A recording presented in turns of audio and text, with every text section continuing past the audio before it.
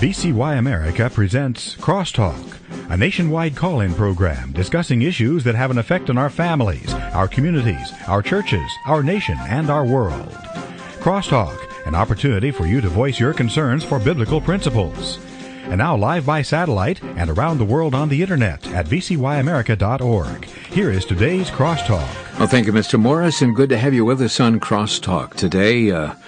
I had an experience I almost lost my breakfast. No, that's not a way to talk about it, but I mean it sincerely. I did get upset.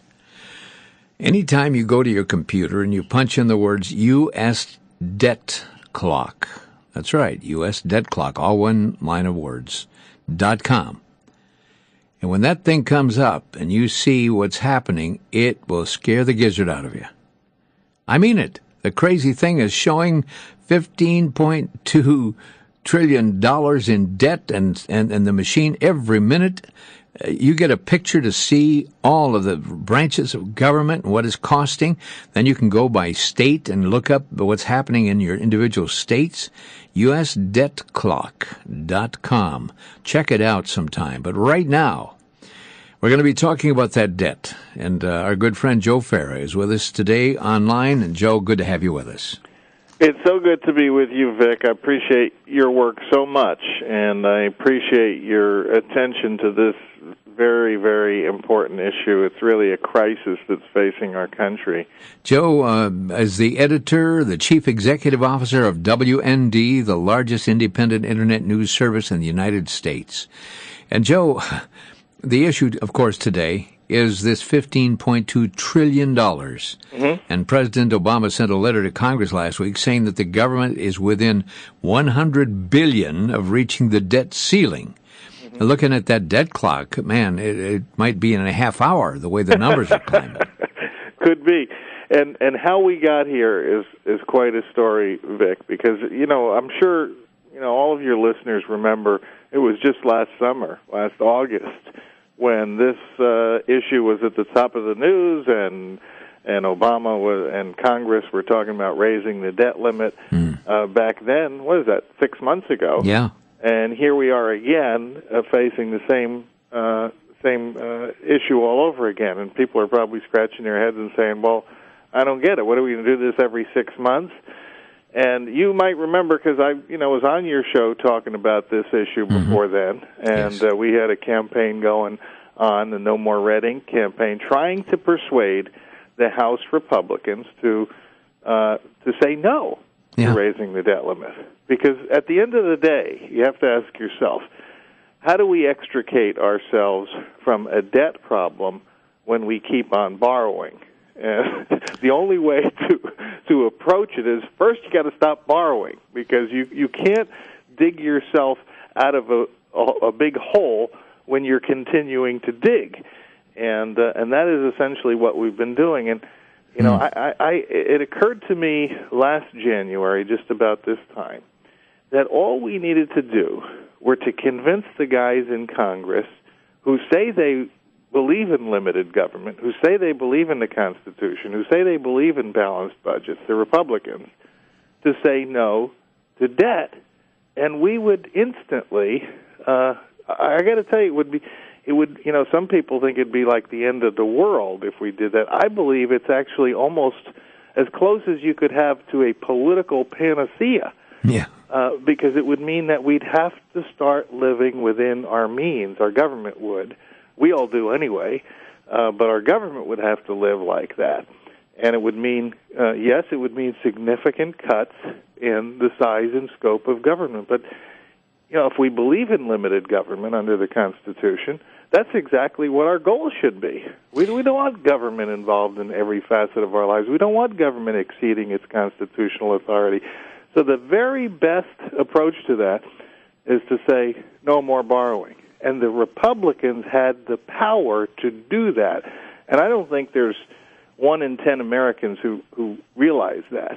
It would just have taken one House of Congress to say no, and we would have to stop borrowing. And as we all know, the Republicans are in charge of the House of Representatives. But instead of doing that, last summer what they did was almost inexplicable.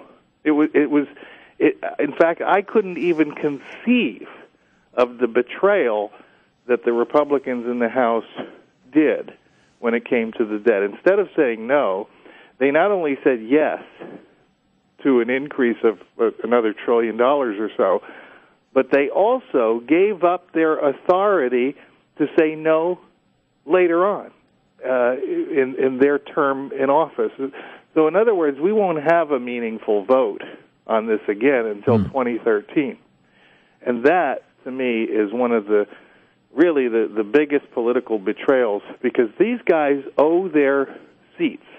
They owe their power to the Tea Party movement that put them in power, and I believe it was the biggest betrayal of the Tea Party movement that anybody could conceive of. Joe, do you suppose do we chalk it up to ignorance or naivety? Oh, no, we're not going to make that mistake here, Vic. We've been around the block too many times. Yes. To chalk it up to ignorance. Now, this was a concerted effort by the House Republican leadership. Let's name names. John Boehner, the House Speaker, who worked very hard, twisting arms to get this thing through. In fact, as you might know, Vic, we began a campaign last January to persuade every House Republican to vote no.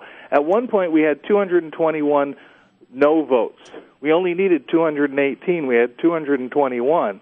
But Boehner worked ceaselessly and tirelessly to persuade, almost all of them. At the end of the day, last August, we had 22 House Republicans who stood firm, voted no, and so that's what they did was they gave Obama all the money he needs to spend for the rest of his first term in office. The Republicans did that, and my campaign now is another year-long campaign, and I appreciate your help in getting the word out there, because this is something the big media does not want people to hear about. It's just unbelievable to me, and it's not an issue in the presidential debates. But we have a year to convince the Republicans one more time to say no to debt. And there's no buck passing next year. We're going to find out if the Republicans do this again in January 2013. We'll know we don't have an alternative political party that truly stands for constitutionally limited government, and we're going to have to figure out where we go from there if they don't listen. But I do believe that we can convince them if there's a genuine uprising from the American people. Well, Joe, that's why I think it's important for people all across this network, 95 stations now today, plus, of course, our internet connections all over the country, for people to take the moment of opportunity and use your voice. Good grief, we have a phone number that you can call your representatives and your senators. In case you don't have it, I'm going to give it to you. It's 202-224-3121 or 202-225-3121. Those are the two numbers that ring at the Capitol switchboard, and all you have to, you say, well, boy, I don't know that much about politics. You don't have to know that much about politics. You say, well, I don't know the names of my politicians. You don't even have to do that. Tell the people at the end of the phone where you live, and they will connect you to the office of your political leaders. But it's time for America to speak up. And, Joe, we stand right behind you. Well, I appreciate that. And as you know, we've made it easy for people to make their voices heard. We've invented a way where anybody can send letters to all 241 House Republicans, no matter where you live. And you can find out more about that just by going to nomoreredink.com. Very economical way to do it. If you tried to write 241 letters and mail them, you'd spend a fortune and you waste a lot of time. But we make it very, very easy and economical to do that. And I believe that flooding the House Republicans with mail, we've already sent them 1 million letters to date. My goal is to make it 10 million by the end of this year. Well, Joe, as you said, so well said, if somebody was going to be sending a letter, and then you go put a 44-cent stamp on it, and then write another letter and 44-cent stamp times how many hundred, and I'm sure you have a way to do it a lot more economically. Yeah, and we actually deliver them by FedEx, if you can believe it, by bundling them, so we can ensure delivery. We've verified that they receive these packages by FedEx, and they, bring them in by the box load. And when they see the red paper that they're printed on, they know what they are. No more and they're individually addressed to each member of Congress, and your name goes on all 241 letters. So it's quite an operation, and it takes something like that to really change the culture of Washington. NoMoreRedInk.com. By the way, I have a correction here. As I was suggesting people going to the U.S. Debt Clock, USDEBTCLOCK, I said .com. I was wrong. It's .org. USDebtClock.org. You better take something for your nerves before you dial that thing up, because it will make your head spin. I mean, you can't even imagine numbers moving as fast. And this is accurate, and it shows the population. It has the average between people being born and people dying. It even has the population, and you can break it down to states. What a powerful piece of software that is. It really is truly amazing. I'm thinking of just posting it permanently on WND so people can see it, because we've got to figure out ways to bring this home to people. This is like a massive, massive tax increase that is not really, you don't know it. You don't have it. There's no accountability whatsoever, because, when Congress passes a tax increase, it's a very unpopular thing. The public knows about it. They don't do that anymore. Instead, what they do is they just keep borrowing money. Someday we're going to have to pay all this off, whether it's us, our children, our grandchildren, it is just as immoral as the most massive tax increase in the history of the world. That's what's happening every day.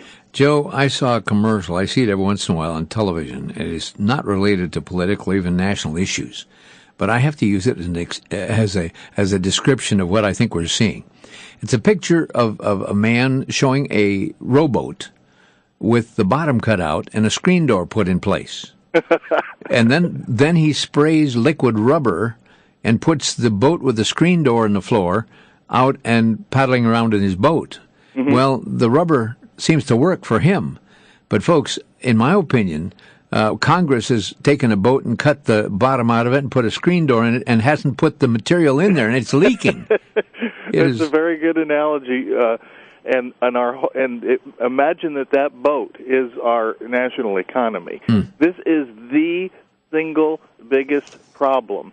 And fixing it, Vic, the neat thing about fixing it is, because I know, sometimes I talk to people of faith particularly, who are, they're so concerned with the pressing moral issues facing this country, and the economic issues maybe aren't so important to them.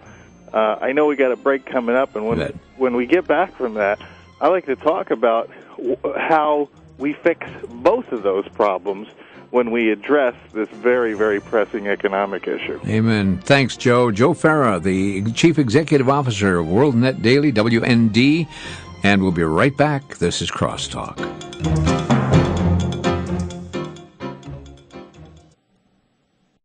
Back to Genesis with Dr. John Morris, scientist and president of the Institute for Creation Research.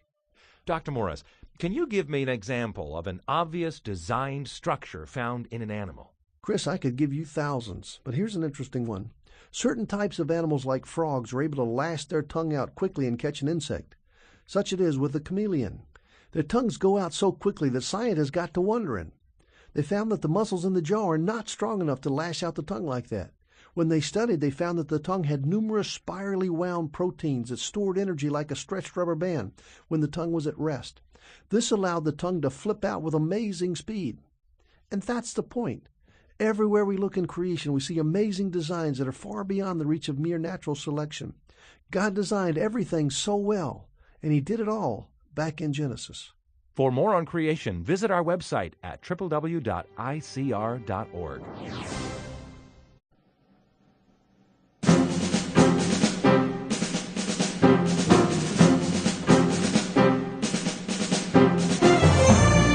And welcome back to Crosstalk today. We're talking about debt, like $15.2 trillion.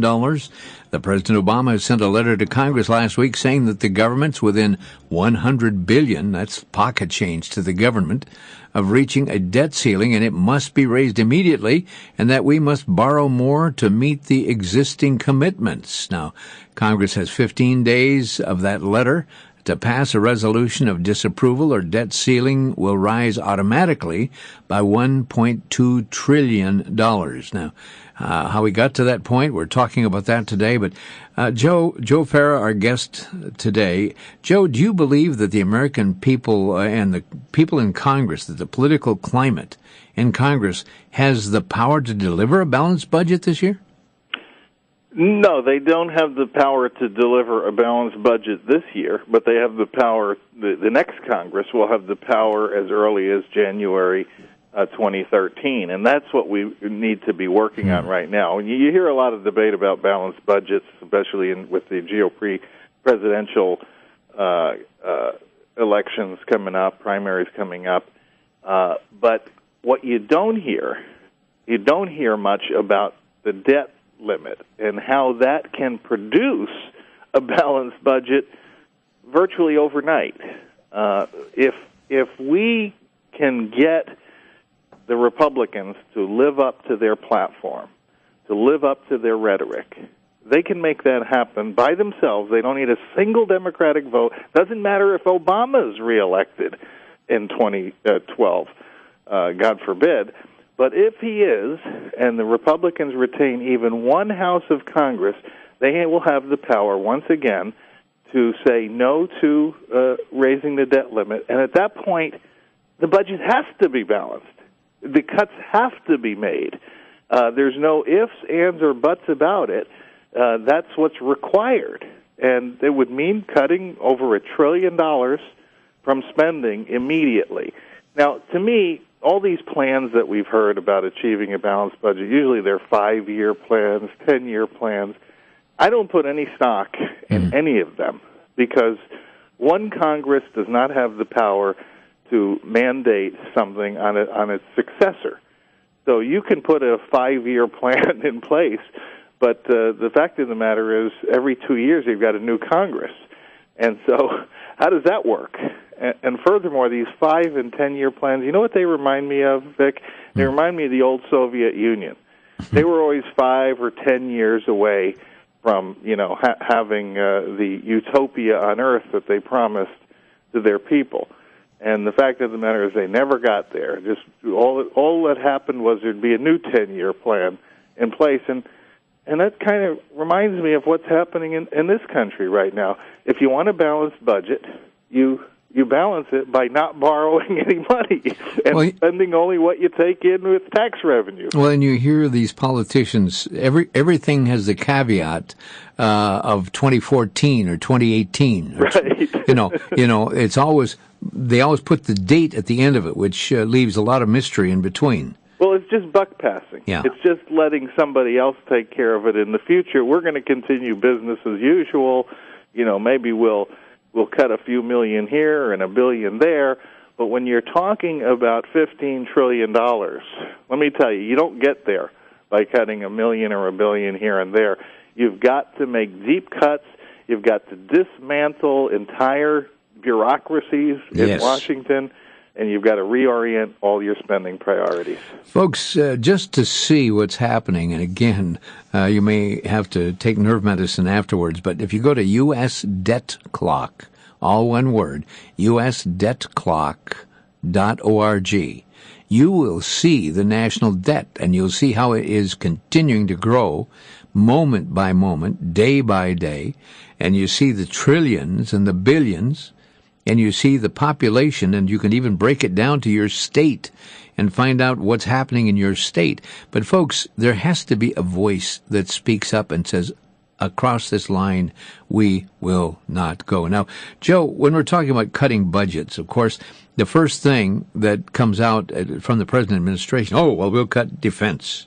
Mm-hmm. You know, well, nobody in America wants to have a defenseless country.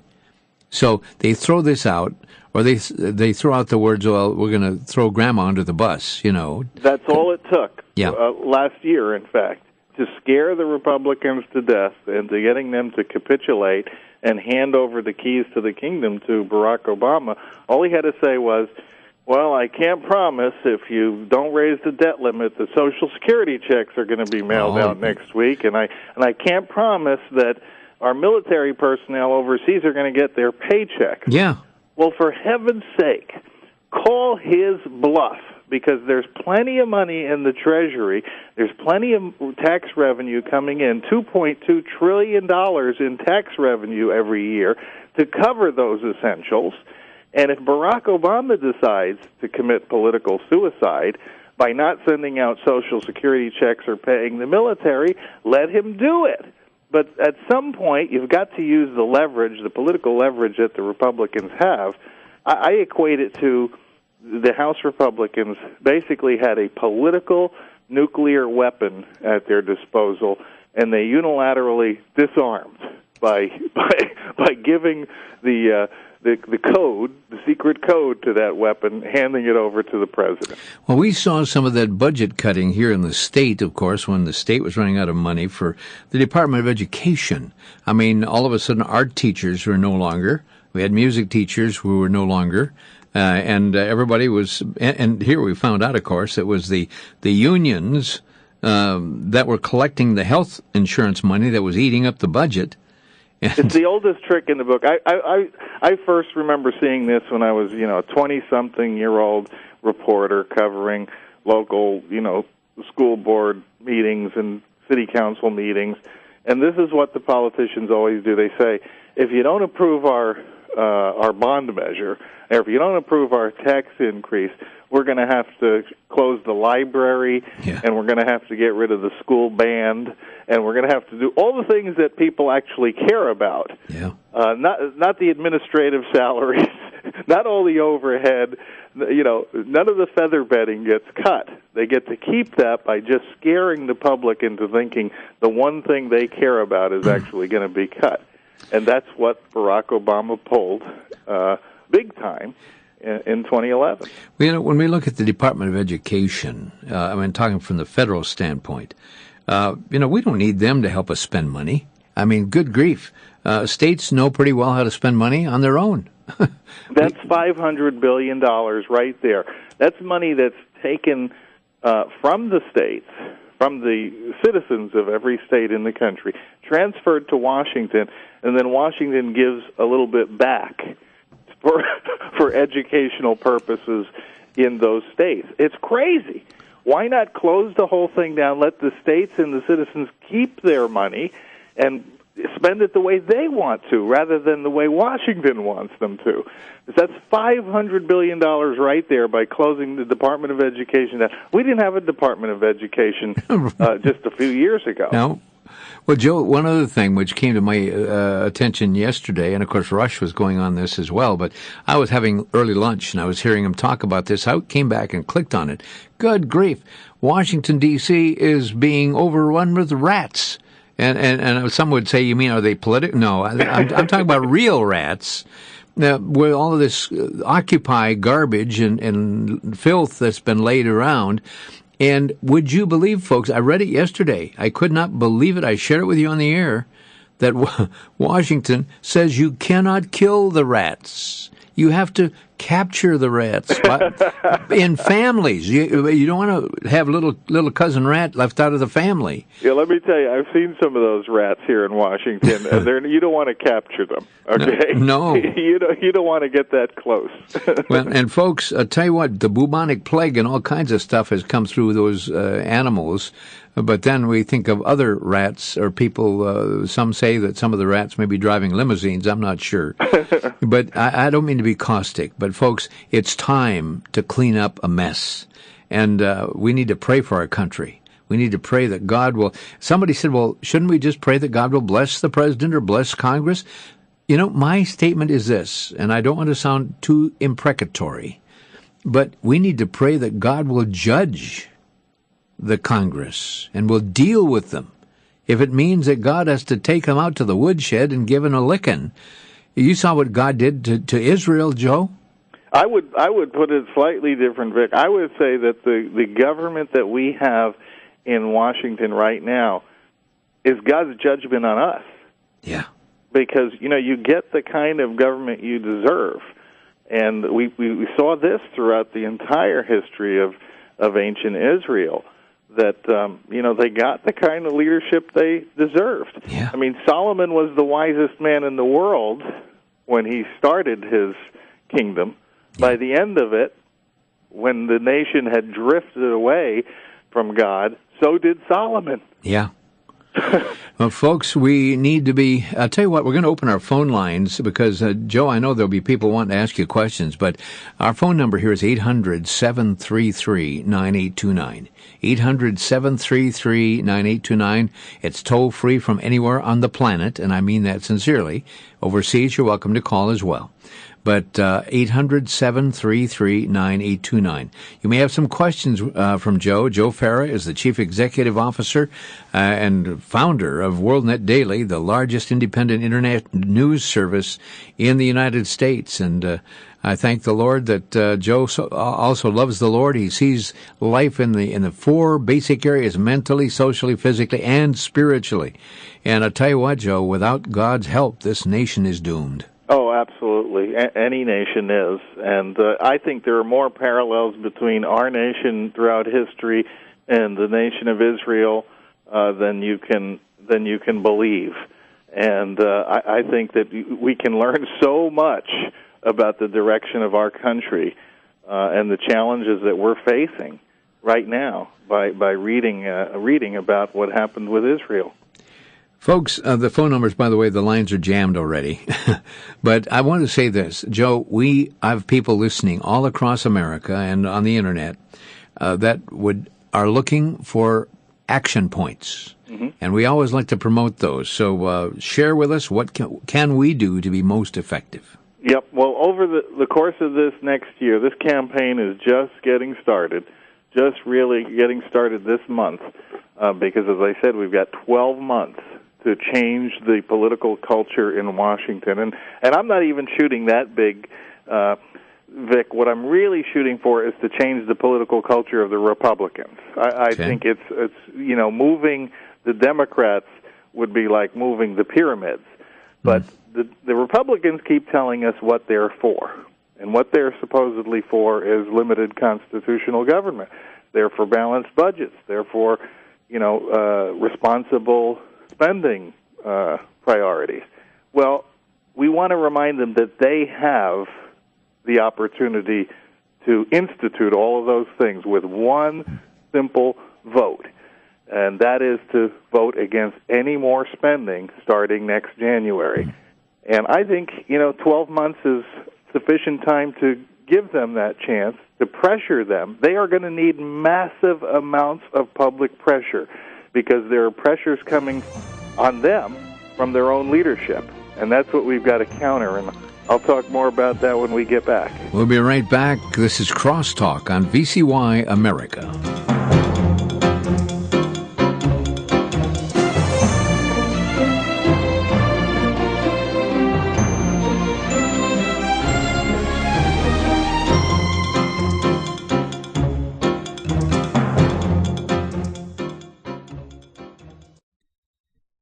This is a time of unprecedented opportunity for the pro-life movement. As exhibited by the current debate over government-run health care, the public is having profound second thoughts about abortion, and more people are labeling themselves as pro-life. Better yet, this trend is growing among the young. Meanwhile, the opposition is having a more difficult time selling their agenda. The number of abortion clinics in America is plummeting from a high of more than 2,000 to less than 750 today. This has resulted in a significant drop in the number of children killed. In the book On Message, author Mark Crutcher says this is no time to relax, but a time to educate new people on the pro-life message. On Message provides solid answers to the toughest questions posed by pro-abortionists. To obtain your copy of On Message, send a donation of $15 or more to VCY America, 3434 West Kilbourne Avenue, Milwaukee, Wisconsin, 53208. To contribute by phone, call 1-800-729-9829.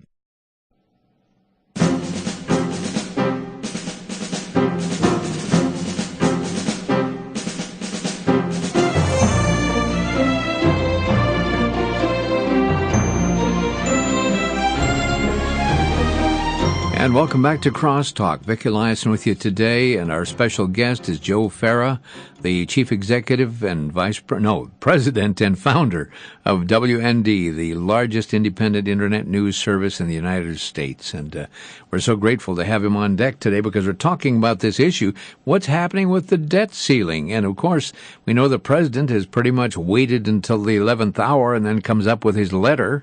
Now, Joe, I've got a question to ask you. Does the President, let's say that Congress says no.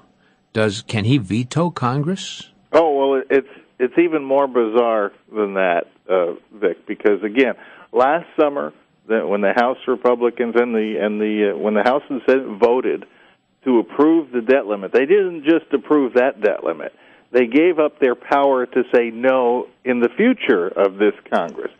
So what happens now is the vote will take place, and I'll tell you exactly what's going to happen when the House Republicans vote on this. All the House Republicans are going to vote no, so that they can go home and tell their constituents that they voted against the debt limit.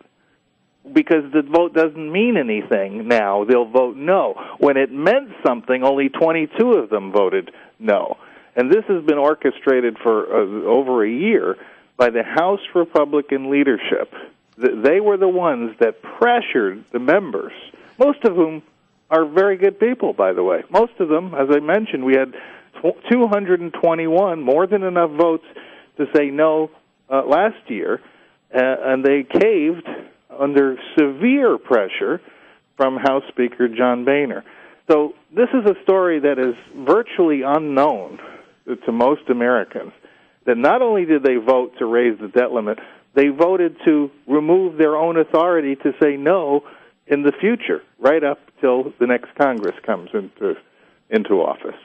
And when we see this type of voting, it's not, okay, I'm speechless. Let's go to the phones. Sometimes I get so frustrated I have to shut my mind off and restart again. Let's go to Century, Florida. By the way, I want to say a word of greeting to a good friend down in Florida listening today, Jess. We're glad to have you on deck. Century, Florida, you are on the air.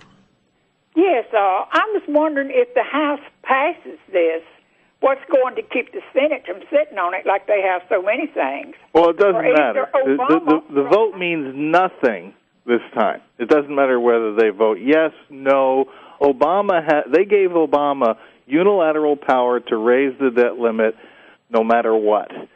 Now, last summer, that was not the case because you need the approval of both houses of Congress plus the president to raise the debt limit under normal circumstances. At that point, the House Republicans got nervous, and they just voted yes. We'll get another opportunity for just one House of Congress to say no next January in 2013. It doesn't matter whether... See, it's not an affirmative vote. It's not a bill that can be vetoed. If the House Republicans say no, no means no. They can't do it. They need both houses of Congress and the president to raise the debt limit. Wow. Maxine, any further question? Yes, I was also wondering why they don't demand that they get rid of those 40-something czars they got up there doing the dirty work, and Michelle's 30-something aides, to get rid of them in that tax money that we're having to fork out. Well, that's a good question, and here's the nice thing about saying no to the debt limit. Believe me, there won't be any money to pay czars if we say no to raising the debt limit next year. Mm-hmm. There won't be any money for Planned Parenthood subsidies. There won't be any money for, the Gestapo-like Environmental Protection Agency. If you think of all the bad things that government in Washington does, there's going to be a lot less money for them to do a lot less damage with if we, I call it basically starving the beast. Mm. That's what we've got in Washington. We've got a beast that has a voracious appetite and has an endless trough from which to consume. And the first thing we got to do is remove the trough. I think of the empathy, the great emotional stress that must be foisted upon the EPA, thinking about those poor rats in Washington.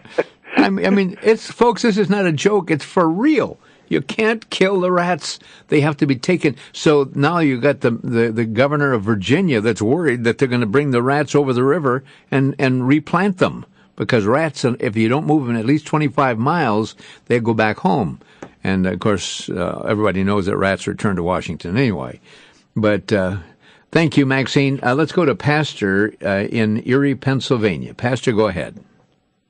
Yeah, I was listening to your talk radio show here, and I listen to it quite frequently here, and we were sitting there listening to it, and somebody asked, what is wrong with America? Well, I believe what's wrong with America is that we have let sin come out of the closet.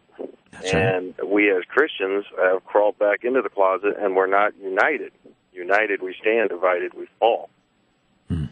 Well, you're exactly right. And, the real solution, of course, is that we've got to have more Americans realizing just what you said, realizing that the many crises we're facing right now, everything from, the crumbling of our family institution to abortion, to the sad state of education across this country. These are all reflections of what we've become, and the sin and the disrepute in which we hold God in this country. This country was founded, like ancient Israel was, on a godly foundation. And we've drifted away from that foundation, and we're suffering the consequences. And we're not gonna. It's not gonna get better until we rediscover what our founders had discovered uniquely, really, in the history of the world. And Pastor, let me just say this: that we need more pastors like yourself who are not afraid to even speak out on the air or whatever. There are those who are so interested in the numbers of the megachurch and all of the things inside the box. It was about a year ago, a pastor stopped by our studios and he said, Vic, I want to share with you, I repent from keeping God inside the box. He says, our church is very fundamental. He said, we believe in the fundamentals of the faith. But he said, we have been staying inside the box and not getting out where the sinners are, and to share God's grace and mercy to them. And so oftentimes we can become so involved in the, quote, celebrating portion of worship, and you have more people dancing in the aisles than you have people weeping at the altar. Amen. God bless you, Pastor. Thanks for calling. Let's go to Carol in Minnesota. Carol, you're on the air. Hi. Yes, I have a couple questions. First of all, since we owe China a great amount of money, they have gotten a lot of investments in our country. Where can we get a list of all their investments that they have? Well, it would be a very long list. And, of course, we're talking about debt, and a lot of the debt that we owe is actually to China. China's underwriting a lot of that debt. And sooner or later, you have to deal with paying off that debt. And one of the consequences may be at some point in the future where China says what they want for that debt, because maybe they don't want it paid in dollars anymore. Yeah, they're already taking real estate. That's right. Tremendous amounts of real estate. And, we've had stories about some of the real estate holdings they have where they actually have, Chinese military personnel guarding their facilities and their properties, which is a pretty scary thing for the United States of America. Any other comments, Carol? Is there any website we can go to? I don't know of one offhand. As I said, it would be a monstrous list. And I wish I could tell you that we have the resources to put that together, but you'd have a website that went forever. Really? My other question was, Ron Paul stands for our Constitution, stands strongly on the Constitution. Isn't he for a limited government? Yes, he's one of the 22 votes of the House Republicans that I mentioned earlier, last summer, who stood strong on this. Michelle Bachmann, another one. Those folks are heroes because they are paying really a heavy price for having done the right thing. Leadership is finding all kinds of ways to penalize them, not to give them the committee assignments they want. In some cases, even threatening to redistrict them out of their seats. Ron Paul's been very strong on this issue. Thank you so much. Thanks, Carol, for calling from Minnesota. We're going to talk to our driver on the road. And Ty, you're on the air. Yes, I kind of got a different approach to this. We talked about, how Obama has used fear to get the increase through and the debt limit and all that. But is there anything we can do to stop the Congress writing more social programs? It seems like we're at 48%. The families I heard on the radio here recently, someone in their family is on a government program, and it's like the unions. You keep giving people entitlements, and they're like a pit bull trying to get a bone away from a pit bull. You can't get them back, and so they basically buy people's votes, and it just makes the government bigger and bigger. And it's how I think you had someone on your program telling a minister, he was Nikita Khrushchev back in the 50s, that we'll get to communism because little by little we'll keep feeding you bits of socialism and social programs, and eventually you'll be there. So is there anything we can do to keep the Congress from continuing to write social programs for people? Yes. Don't let them borrow any more money because there isn't enough money for them to create anymore. That's why they're doing the borrowing, you see, because if they had to rely solely on the tax revenues, they'd have to keep coming back to the people and saying, "Hey, we want some more taxes from you. We want to raise the." Well, Obama says it anyway. The Democrats say it anyway. They want to raise the taxes on the rich. Well, as you know, there is not enough. The rich don't have enough money to fill the coffers of this treasury or to reduce the debt in any significant way. So what it means is that everybody would have to pay more taxes. And so, the only way that I know of, quite honestly, I've thought about this a great deal, is to say no to borrowing. It's that simple. It is like a magic bullet because instantly they lose out on $1.2 trillion every year that they're spending. There is no money there. That $1.2 trillion, there's no money for that. So it's all borrowed, and that's how we keep sustaining this unsustainable system. Joe, we're coming up on a break, but I wonder if you would give out that site for the new More Red Ink thing and how people can send.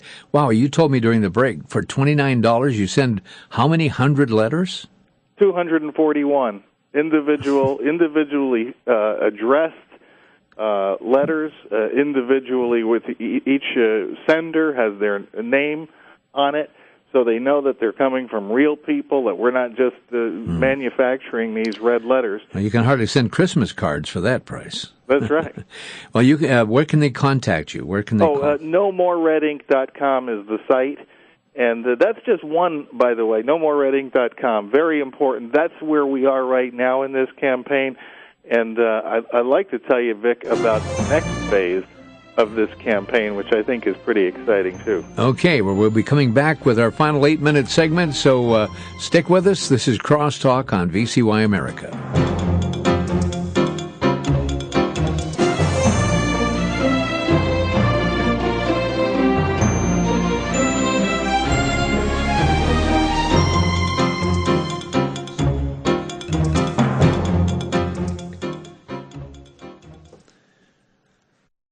For the Worldview Weekend Minute, I'm Brandon House. Our website's worldviewweekend.com.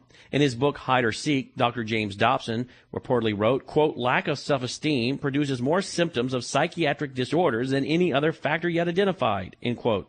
I believe the problem with Dr. Dobson's statement is that it is not only unbiblical, but I believe it's not accepted by many experts. When 2 doctors studied more than 200 criminals, did they discover they suffered from low self-images? No, to the contrary. They discovered that of the lot, there was not a single criminal who believed he was evil. Each criminal thought of himself as basically a good person, even when planning a crime. I believe the reality is that man's problem is they love themselves too much. They esteem themselves too highly. That's the issue of a sin nature. Martin Lloyd-Jones accurately wrote, quote, "One of the best tests of whether we're truly a Christian or not is this: do I hate my natural self?" End quote. For the Worldview Week in Minute, I'm Brandon House.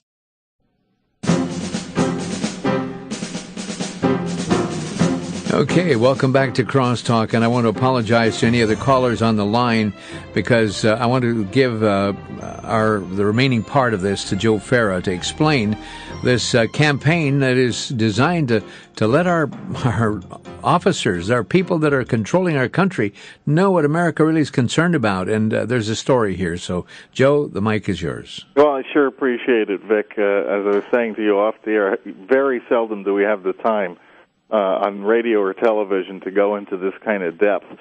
The campaign is going right now to stop this debt cycle. And again, we won't have an opportunity to stop it again until January 2013, which may sound like a long time away right now, but it's going to take us a year because we really got our work cut out for us. We've got to convince the Republicans currently, particularly in the House of Representatives, where they have control, to say no to future debt. Joe, where do you think the debt's going to be in a year? Well, it's probably going to be close to $17 trillion, if you can believe that, Yeah. because we're racking up $100 billion in debt every month. Wow. An additional $100 billion. So we'll be approaching $17 trillion for sure by January. Now, that's more money than the U.S. GDP, if you can believe. In fact, right now, where the debt is now at $15 trillion, that's the U.S. GDP. That's the gross domestic product of the United States. We owe it all in debt. Now, how will we stop this? Right now, the phase of the campaign we're in right now relies on people. It relies on people to go to nomoreredink.com and send those letters out to all 241. It's so important. We've got to bombard them with millions of letters over the course of the next 12 months. The second part of the campaign, Vic, is I'm taking a page out of the No New Tax Pledge. And this is all my work. Mm-hmm. Your work is sending the letters. My work is enlisting current members of Congress, candidates for Congress, candidates for president next year, enlisting them to take the No More Borrowing pledge. And I believe the best time to do that is in an election year, because this is a very, very popular issue. 85% of Republicans, and every poll that's taken on this subject, 85% of Republican voters say they want to stop borrowing. They want to say no to any more hikes in the debt limit. 85%. A majority of more than 50% of Democrats take that position. So this is an issue with a great deal of consensus across the country, all political persuasions. Independents are close to 70%. And I think in an election year, we're going to have a lot of leverage to go to every Republican presidential candidate, every current Republican member of Congress, the candidates for Congress who are in the wings, and get them to sign a No More Borrowing pledge. And that's what I'm working on. And it's a lot of work, but that work will be underscored if people will help me by sending those letters in the No More Red Ink campaign. Now, folks, this is, again, how many? 200 and how many? How many? 241 Republicans right now. 241 letters for $29 and change. Right. And this is something which most of us, every once in a while here, I'll send out a letter or personal letters, a number of them, and you sit down at a computer and it works real fast. But you know something? It takes a lot of time, especially when you have different names of different congresspeople or different senators, and then at the same time it puts your name, your sentiments on that letter as we seek to shut off the red ink. Right. Understand we're not asking you to do any work. It'll take you 1 minute to fill out the form at nomoreredink.com, and we do all the work for you. And believe me, it's a lot of work. We literally have trucks picking up these letters every day, taking them to FedEx and delivering them to Congress. And it has an impact. As I mentioned earlier last year, after we'd sent 1 million of these letters, we had 221 votes in the House to say no. And then the letters stopped coming, and John Boehner twisted his arms, and he got it down to 22. Well, we got to have 218 votes for sure to get this done in the House of Representatives. Well, that address again is nomoreredink.com. And by the way, if you also want to check that, usdebtclock.org, it will let you know all the more reason why people in America need to speak up and be counted.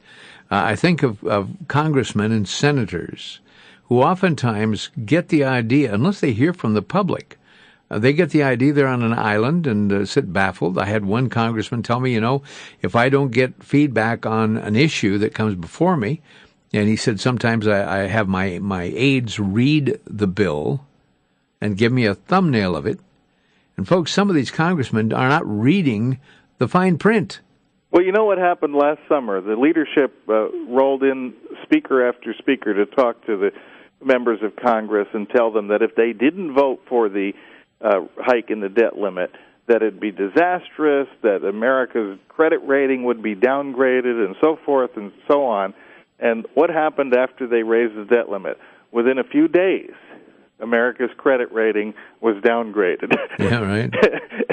and the reason is because it's unsustainable, and the credit agencies know that. And so if you want America to have a good credit rating again, you got to stop borrowing money. It's common sense. And folks, just remember, any of this legislation comes by, like Nancy Pelosi said, vote for it and then find out what it says. That is the height of wisdom. That's one for the history book. Joe, it's always a privilege to have you with us on Crosstalk, and I hope many people will avail themselves of this tool to let Congress know, let the Senate know, let the people know how you feel about these issues. Because it's this silence, and they somehow feel that they're on an island all by themselves. You pull their coattail, let them know you're there and you're watching, and hopefully they'll come alive. Joe, thanks so much. We pray that God will guide you in your work and as you honor the Lord also in your newspaper. Thank you, Vic. You're always a blessing. And folks, thanks for joining us on Crosstalk.